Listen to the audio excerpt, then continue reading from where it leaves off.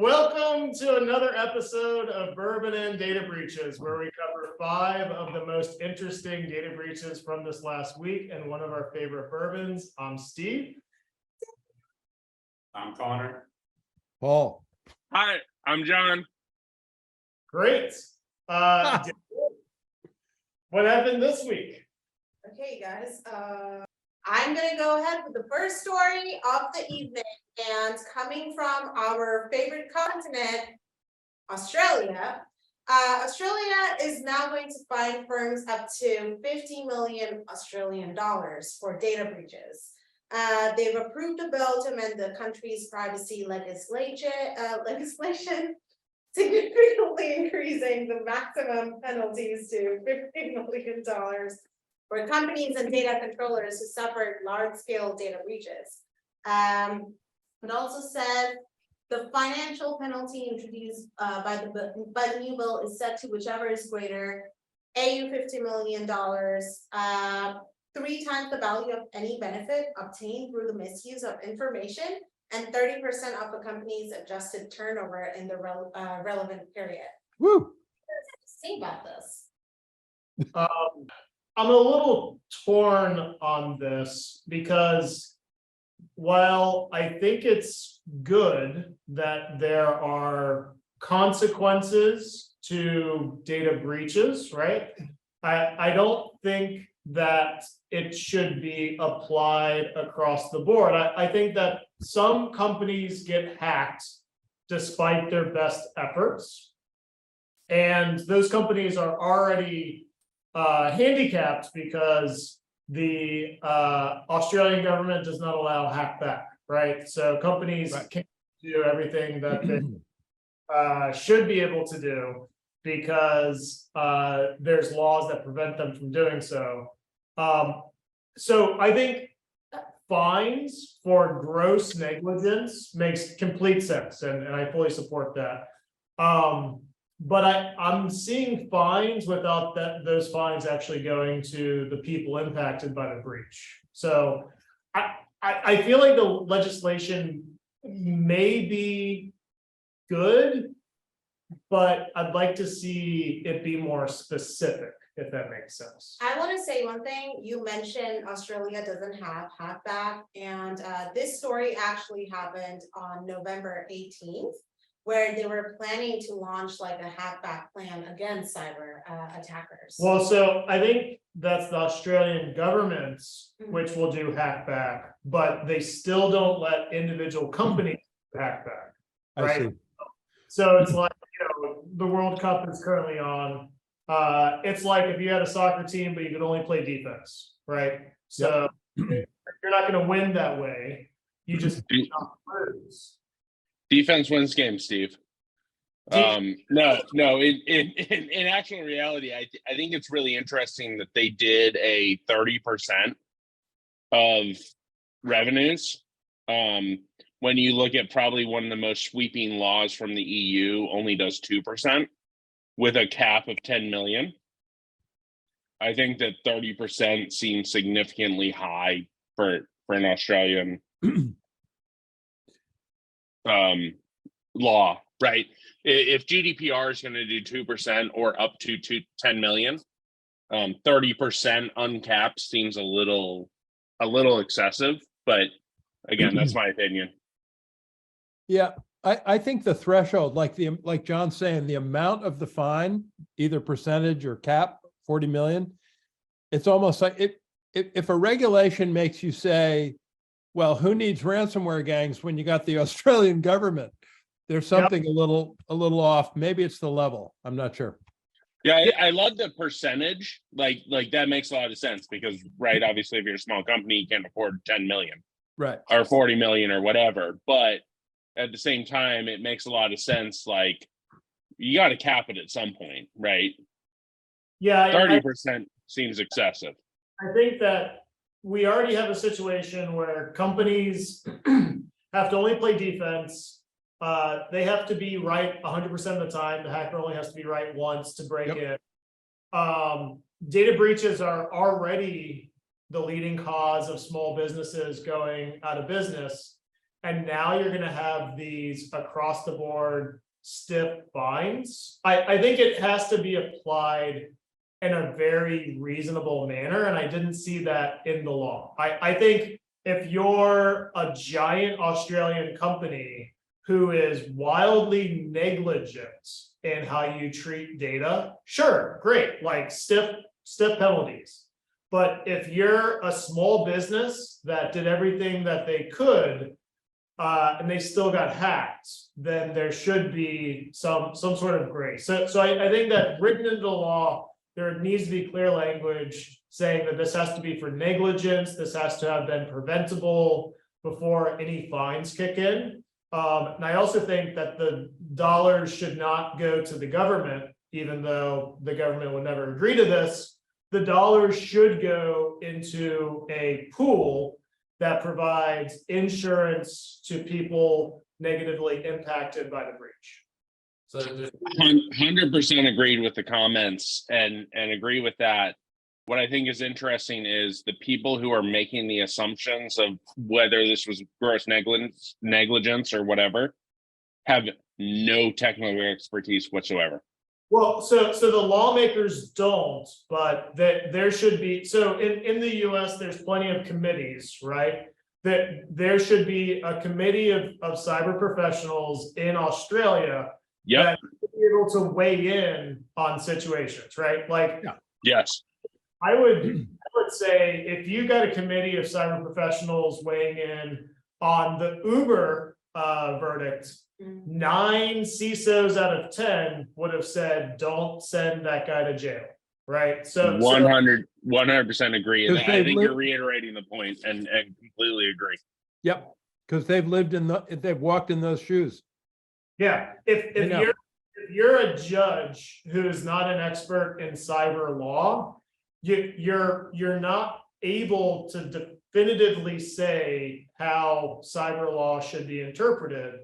And yet that's the situation today. Sorry, you were saying something, Connor? Yeah. No, you're good. There's two things I want to add. So earlier we were talking about small businesses being affected by this.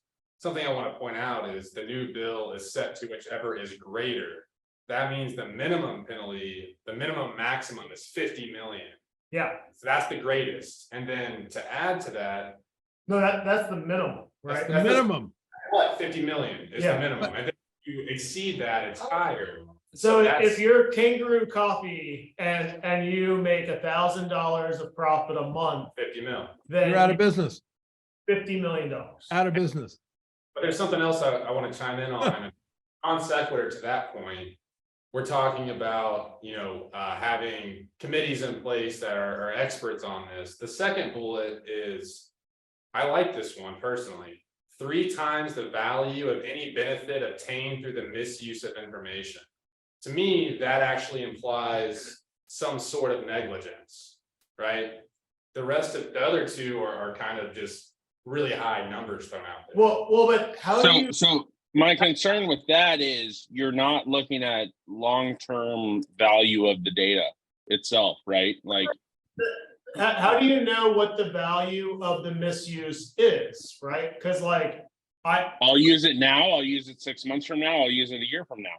I could steal the data and then I could sell it, but then it could be used to create another data breach. So is the value of me selling it, or is the value of misusing the data to cause another breach? And then value a minimum of 50 million, because that's the fine. So I'll leave with one parting point. I'm not sure if we're allowed to call out individual names, etc.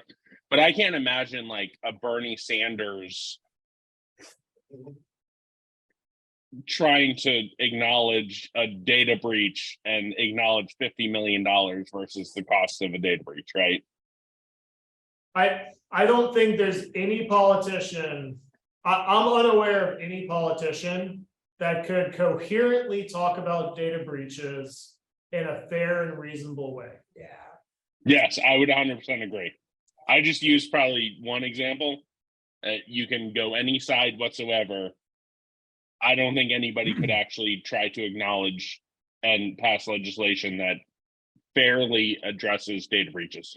And that's the problem, right? Whenever, like, if you hate our problems, you're gonna even more hate our solutions. Whenever government tries to solve a problem, they usually make it worse because you're not governed by the most qualified, you're governed by the most electable. And so Yes.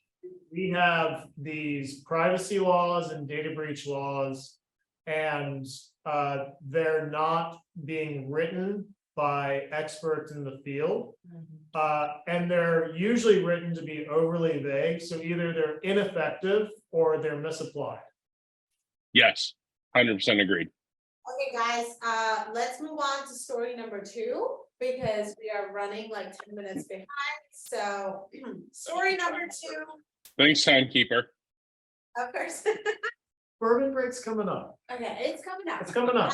Story number 2, you guys, is about Twitter. So a lot of turmoil within Twitter, and now it turns out that hackers have released millions of Twitter IDs and user info for free. This data breach was confirmed by Twitter earlier this year, and it's actually worse than originally thought, with more user info floating into the ether. Yeah, like, you know, Twitter's having a moment getting bought by Elon and then his subsequent firing and then rehiring of everyone. So I don't know if the data itself is like, I've not personally seen the data. If this is related to one of their prior breaches, then the data may have been out there for a while. Does this include phone numbers? What does it even include? Is it just Twitter IDs? Like, we heard about Twitter getting hacked a while ago, and there's always the hack, and then there's the leak, and I guess there was the leak, and it's getting a lot of press now. But like, we already knew this was happening. So yeah, like, this is bad. But you know, I don't know, other than the fact that it's being spread easily and readily available for free. I don't know if this increases, like, I don't know what Twitter could have done to prevent this. Well, and if it was August, it was pre-Musk, right? Yeah. Right. So What it makes me think is having a bit of almost an argument with someone the other day about showing them leaks and plain text passwords and having them say, well, yeah, but that was 3 months ago. And I said, oh, you don't think that's a problem? It's like, did we Like, all get new phone numbers in the last 3 months? yeah, like, are you kidding me? Yeah. Oh dear. Yeah, I mean, it's a problem. Maybe I'm just numb. Like, the spreading phone numbers has been happening all year. So like, it's like, oh no, they got my Twitter ID and my phone number anyway. Like, you know, everyone's phone number was already being spread from the Apollo breach and the LinkedIn breach and like everything else, right? Yeah. So, you know, for me, yeah, it's bad, but it's kind of like a typical Tuesday. So it's time for a bourbon break. So today we have a very special bourbon. We have George Dickel Tennessee Bottled and Bond Whiskey. Now this is, we've covered Dickel before, well-known brands. This is their Bottled and Bond. And usually for a Bottled and Bond, I think it has to be aged 2 years in barrel. This is aged 13 years. So Dickel's really going above and beyond. And this is a pretty interesting one because they give you the distilling season. So this is specifically spring of 2007. So it's actually distilled 15 years ago. Divya, what do you know about this bourbon?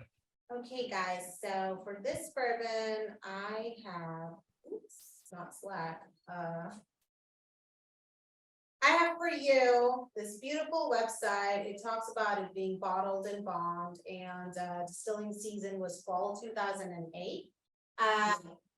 spring 2007. Okay, spring 2007. And it is double gold winner, so we like to go with the double gold winners, and this is one of those. Okay, fun. So, let's see what they have. At 100%, at 100 proof, 50% ABV. This release of George Dickel bottled in bond is best enjoyed slowly neat or on the rocks and plays well in many classic cocktails like an old fashioned or perfect Manhattan. When I go to Total Wine, so you've got a 4.6 star rating.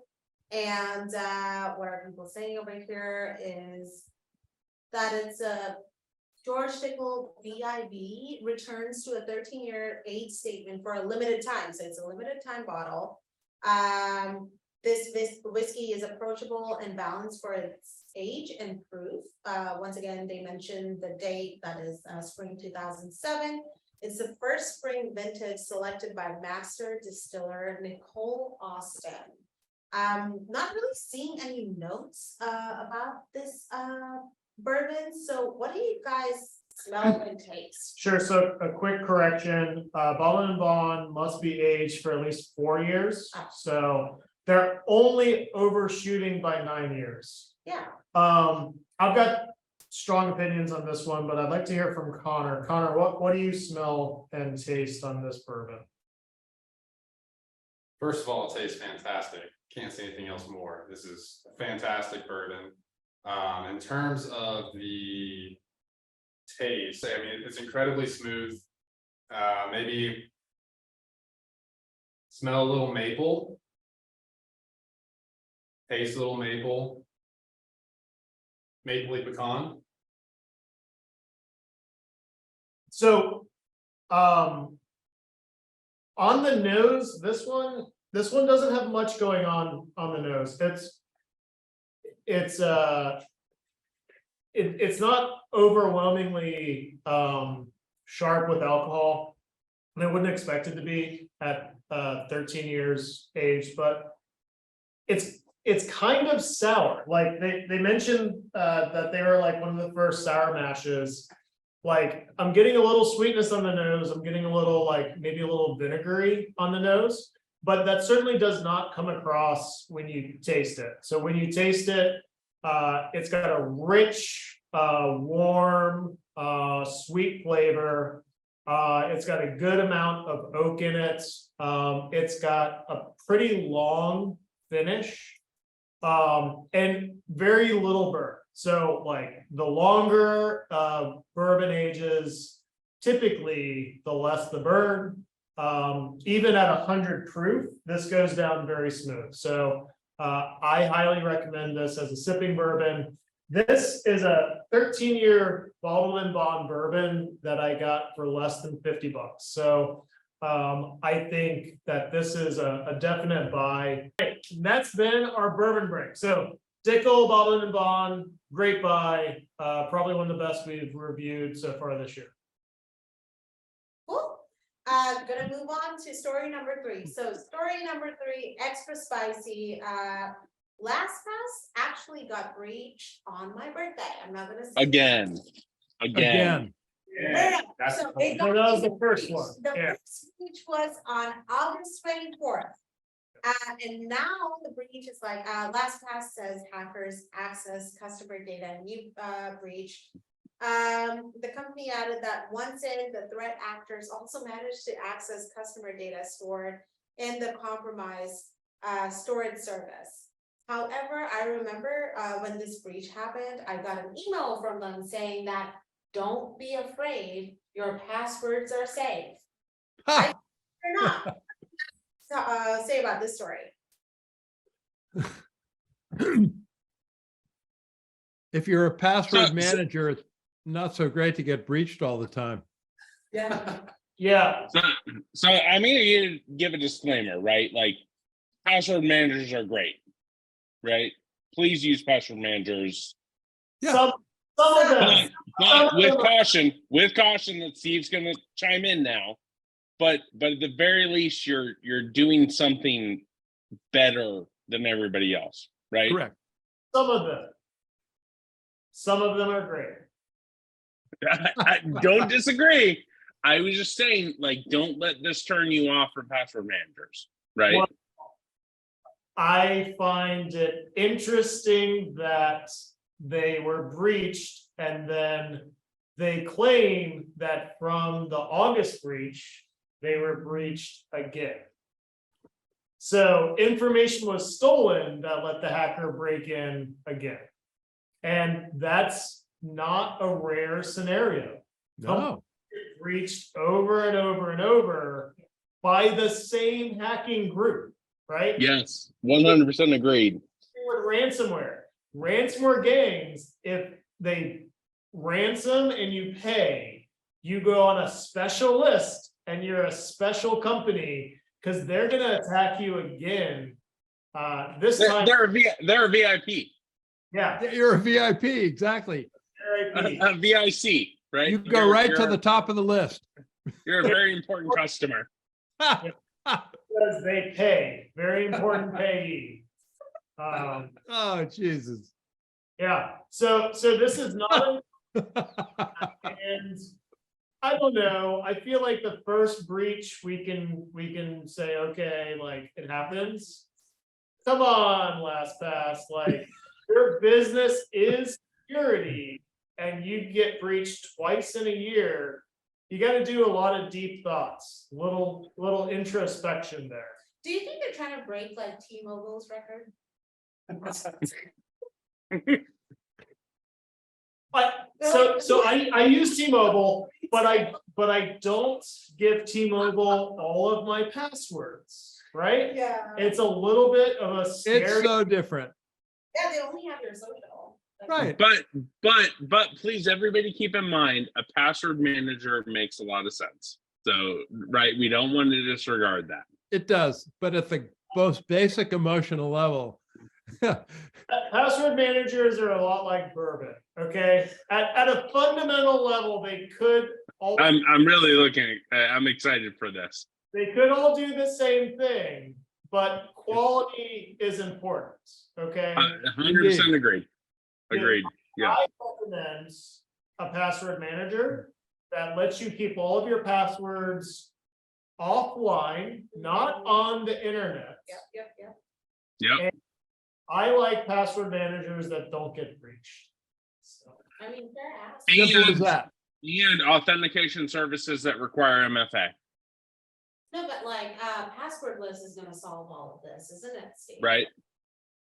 yeah, but funny how passwordless is real quiet about all this. Yeah.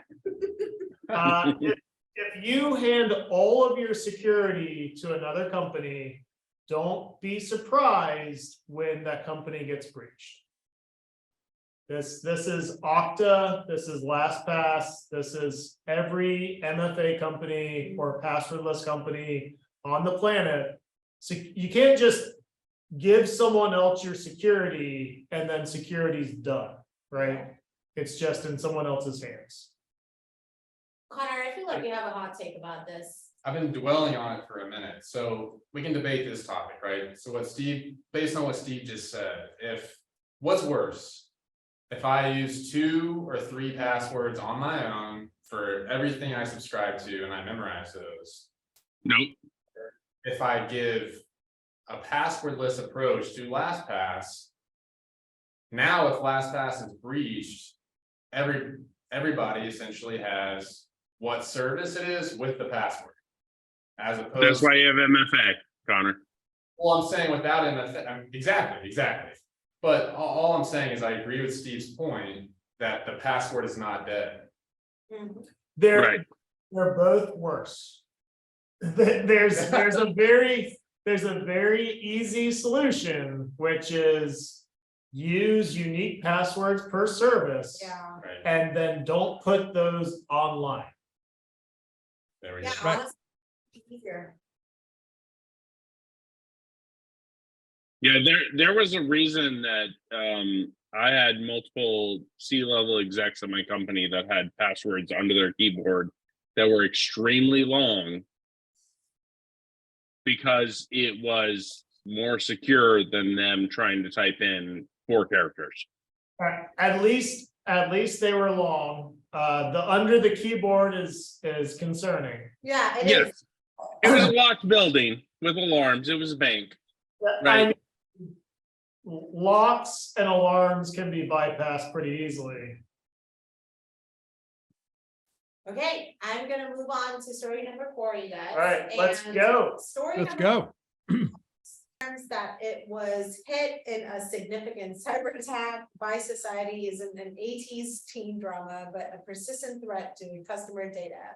And I believe that IKEA Morocco and Kuwait faced a cyber attack causing disruptions on some operating systems. The attack is being investigated in collaboration with the competent authorities as well as our cybersecurity partners. Do want to add that this is really strange because the World Cup being in Qatar, and then also I didn't hear about this news until I got my hack notice notification, because I'm actually monitoring IKEA, and I got that notification. I was like, is this a test? And then I looked it up and it was not a test after 5 hours. So what do you guys have to say about this? We'll call out to Hack Notice for being the service that notified you Yeah. of the IKEA breach. And made me, it's serious, right? Like, it's not just, okay, there's a hack, and it told me, like, Hack Notice told me exactly where the attack happened, like it happened in Morocco and the Kuwait offices. So I think that was impressive. Yeah, I think that just goes to show that breaches are happening all the time. People assume that if a breach happens, it'll show up in the news, but that's not the case. You may hear about a data breach or two in the news, but there's thousands happening that you don't hear about. I'm not surprised. I mean, the subheading is IKEA's hacked again, Yeah. right? Yeah. Like, so we used to have this thing in our system where we assumed a company wouldn't be hacked more than once a year. And that has proven to be false. And so now, like, we have to allow we changed it from a year to a month. Now we assume that a company can't be hacked twice in a month. I'm sure we'll have to change that again. Yeah. But companies like, I'm waiting for the week. yeah, companies I'm just waiting for it. are breaking our assumptions. And yeah, IKEA doesn't have all of my past. Would you call that over achieving their expectations? I'm very clearly an optimist, and I was very optimistically assuming that IKEA wouldn't get hacked more than once a year, but sadly, that's not been the case. So So they're overachieving their goals. I feel like there is an opportunity for us to make a table of the companies that were breached the most. You know who makes a really good table? IKEA. Go. And let's go full speed. This is the final story of the evening. It's a little bit sad because immigrants were affected by an ICE data leak after an Excel sheet, our enemy, with identifying info about people fleeing torture was accidentally made public for 5. Oh, Jesus. So I'm gonna make one comment on this, and I'll be done. Look, let's be honest. Like, if it's viable for 10 minutes, that's when it is public, right? Like, unfortunately, like 5 hours doesn't matter. If it's 10 minutes, everybody's got it. Right. I don't care if it's 5 hours, 10 minutes, 5 minutes, whatever. Somebody's got the data. It's ridiculous that this could be exposed. I understand how it could be, but it is what it is. Here's my thing to add to that. One thing I want to say, my favorite part of this whole article, at the end, it says, I'm going to read this from my computer. ICE said in the statement that it's monitoring the internet for any reposting of the data, and it has asked individuals who download it to please delete the content. Oh my God. I love that. I love I it. deleted it from my computer. I'm good. Dude, Well, That- it's published, right? Mission accomplished. Yeah, Please delete you this. have defeated, whatever it is. the internet. The internet. The internet. Steve, it's like, remember we used to see those pacemakers running on port 23 on Telnet?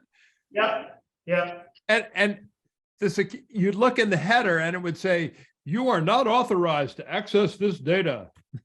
It's like those government websites that are like, according to laws, Right. You- hack us. Oh, So no, no, no, no, no. we are secure because it's illegal to be insecure. The streaming or distribution of this content is, not legal. Yes, So don't do it. Security by Stern header statement. yeah. There's a lot in the story. One, it's yet another federal agency leaking data. Yeah. Two, no one's surprised because that's what federal agencies do. Three, it's a federal agency amassing highly sensitive data and then not treating it with care. I mean, like, I would feel Let's be honest, they didn't even put an Excel password on it. Like, Right. like, not even that that's good, but like they didn't even do that. I would feel bad for them if they got hacked, but they didn't get hacked. They just let the data be free. Right. Yeah. So, Let my people go. yeah, I mean, this sucks a lot for the people that were in that spreadsheet who by nature of that spreadsheet were already like, Targets. yeah. So I mean, I assume we're giving all those people asylum, right? Yeah, that's what I was gonna ask you, like, do you think that, I mean, not a thought, but like, Right. people can really sue, right? Like, or they can. Can they? For what? I mean, isn't this like? Does ICE have a reason of care for these people? Yeah, but like, they can sue to gain asylum, right? Like, Well, I feel like we're getting a little political here. so away from the politics, just asking like. No, how many points of failure are there here? You first of all put this data into an Excel spreadsheet. One, and then Not two, for long, Okay, somebody physically posted this on the website. yeah, I'm assuming, here's what I'm assuming. I'm assuming someone had the spreadsheet. They saved it to their Microsoft SharePoint, which Microsoft SharePoint is the new like open S3 bucket, right? well, They it's Yeah. called a sieve. SharePoint, Yeah. they made it public, and then they were surprised when people accessed the public file. Well, this was on their website too for 10 hours. yeah, 5. Five. Five. Yeah. Wait, 10 versus 5 doesn't matter. Like I said. Anyway, this has been an episode of Bourbon and Data Breaches where we bring you fun, interesting, and exciting stories all Something week.